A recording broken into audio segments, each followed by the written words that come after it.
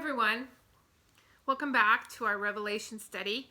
We are taking a step out of the book of Revelation today to talk about the character of God. We've seen a lot of his attributes, particularly that of judgment and also that of mercy, often through the book, and it can be kind of confusing, and we can often look at it and feel as if we have to compartmentalize God, as if there's bits and pieces of him and they don't seem to have kind of a unified whole. And so we're going to have a look at that a little bit today as a sort of a topic instead of being a passage in the book of Revelation. There's a phenomenon in flying called spatial disorientation. It's when a pilot becomes confused as to which way is up. It's when his senses deceive him. The pilot may think he is turning when he is actually flying straight, or he may think he's flying nose down when he's actually already flying nose up. Sometimes pilots correct what they perceive to be a problem and actually create a problem and end up crashing as a result. It is believed that this is what happened to John F. Kennedy Jr.'s flight when he crashed his plane over the ocean on his way to Martha's Vineyard. JFK Jr. was qualified to fly under what is known as visual flight rules. That means he was only allowed to fly in conditions in which he could see the visible horizon. The day of the crash, conditions were on the edge of what was considered safe under visual flight rules. And he was flying over water, which is disorienting to begin with. Pilots, on the other hand, that are instrument rated are trained to fly relying on an instrument called an artificial horizon. It's not artificial in that it's inaccurate, but it's artificial in that you're not looking at the real horizon, you're looking at a representation of one on your instrument panel. This shows them the actual orientation of the plane, both side to side in terms of whether or not its wings are level, and also whether they're climbing, falling, or just going straight or level, or whether or not they're turning. So this rating for pilots allows them to fly over any terrain and in any weather or level of light. The instrument keeps them from flying by their own senses, which might lead them astray and cause them to do something that would lead to a fatal crash. So we've been going through Revelation, and in some cases you might be finding it a bit of a hard journey. Times of extreme trouble and storms of judgment often lead us to lose our orientation. We need something to keep us oriented, to keep us flying straight and level, so to speak. So what is that horizon, that instrument that keeps us oriented? Well, it's the character of God. So we're going to take this week to step away from Revelation and look at the character of God, to orient ourselves again to who he is. We're going to move away from the confusion and sadness over judgment and our questions about the fairness of it, away from fear or discouragement, and we're going to keep our eyes on God and try to rely on his character to keep us flying level and moving forward.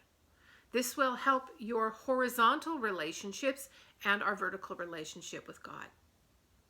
In the study questions you had, we looked at two specific characteristics or attributes, his judgment and his mercy. Now, lots of people feel that God is operating either in one of these or in the other at any given time, but not both at the same time. We sometimes feel as if God is sort of mercurial, switching back and forth between them. But the problem is not with God. The problem is with our perception of God and of what he is doing. Although we're looking at two specific attributes of God, we want to do so in the context of his unified character. They don't stand alone or contradict each other. His character is bigger and greater than we can comprehend.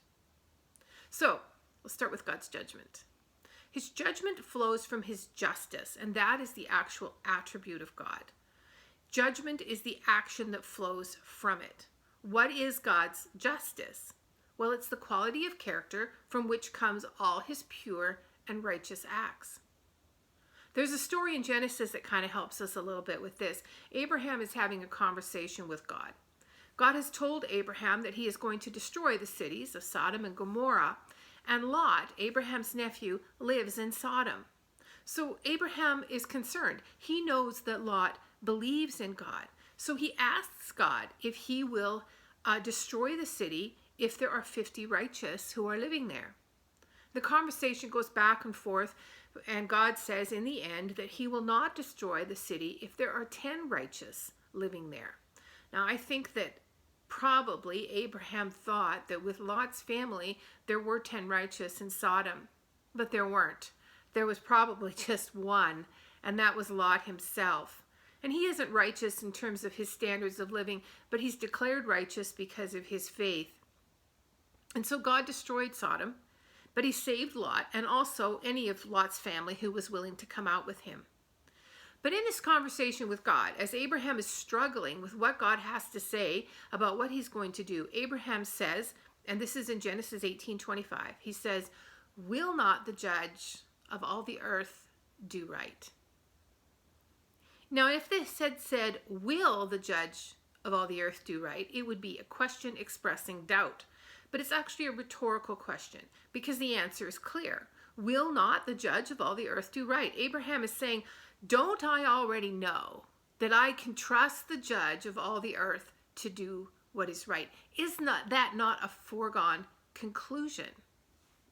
The other attributes of God actually enhance his justice. For example, his holiness enhances his justice. He judges out of his purity. He doesn't judge out of selfishness or wrong motives, bias, or personal animosity. His justice is a pure, blazing, holy wrath, untinged by sin. It's perfect, and that can't be said of human judgment. Then there is his omniscience. Now, omniscience is just a big fancy word that means he knows everything. He judges out of his perfect knowledge. His justice is enacted with a full grasp of our motives and desires and lusts, the things that drive our actions. In human terms, we hide our motivations and our desires from others. We cannot be judged on our lusts or our selfish desires, nor on our past deeds in human courtrooms. But God sees the big picture. He knows when we act from pure motives and when we do not. He knows that the seeds of sin lie in the desires of our heart. He knows when something is a pattern for us, not just a one-time thing. Nothing is hidden from God. God's justice is also in harmony with his authority, power, and sovereignty. He not only has the insight to judge, but the authority and power to carry out that judgment. That's not true in human judgment. The law limits the extent of judgment for some crimes and sometimes even limits the time frame under which a person can be convicted. After that, the person got away with it. They can't ever be held accountable. But that is not true of God.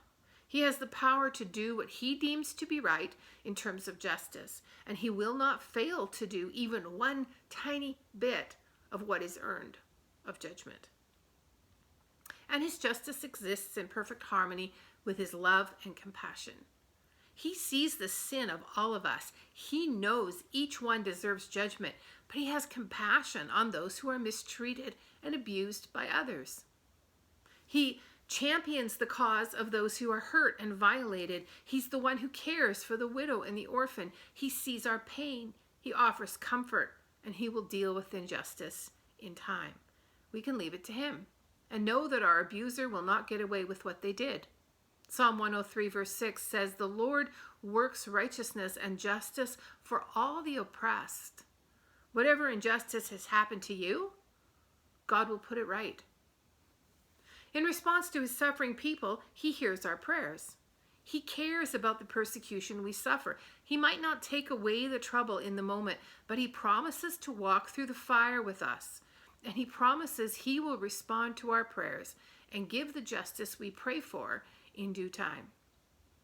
God's desire is to be relational. That too is an attribute of his. He wants to be known. And that is also in balance with his justice. His justice shows us what stands between us in a relationship with God. It shows us our depravity and our hopelessness.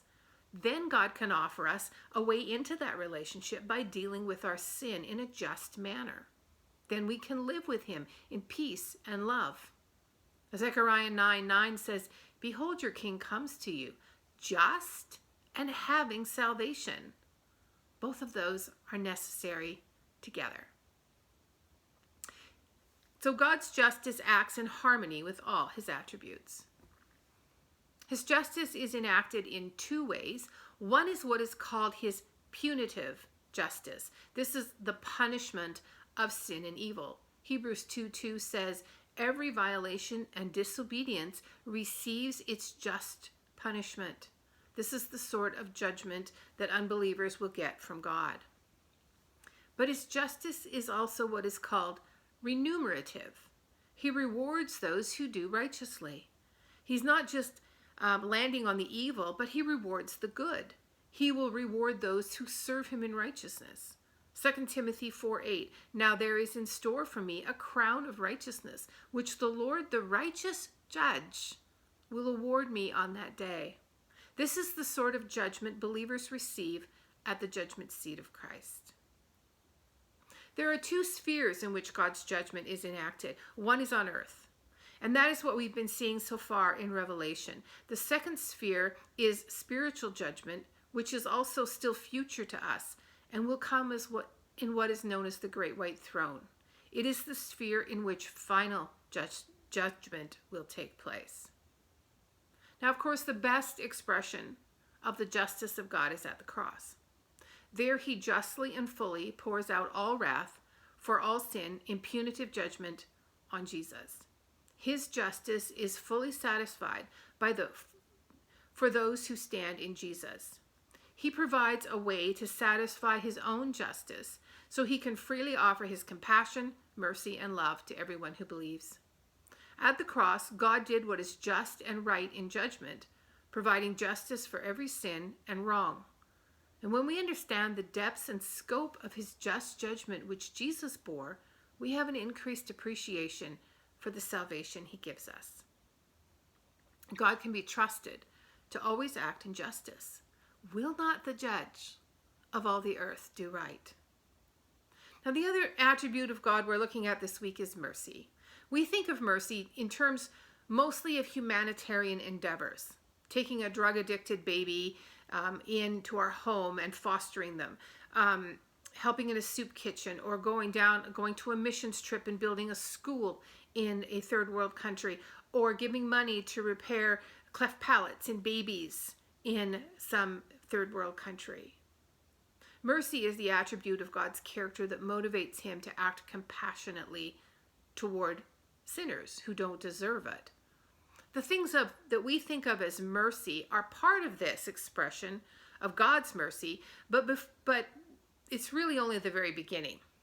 The reality is that I need God's mercy before I ever get out of bed in the morning, because I am undeserving of even the strength to get up.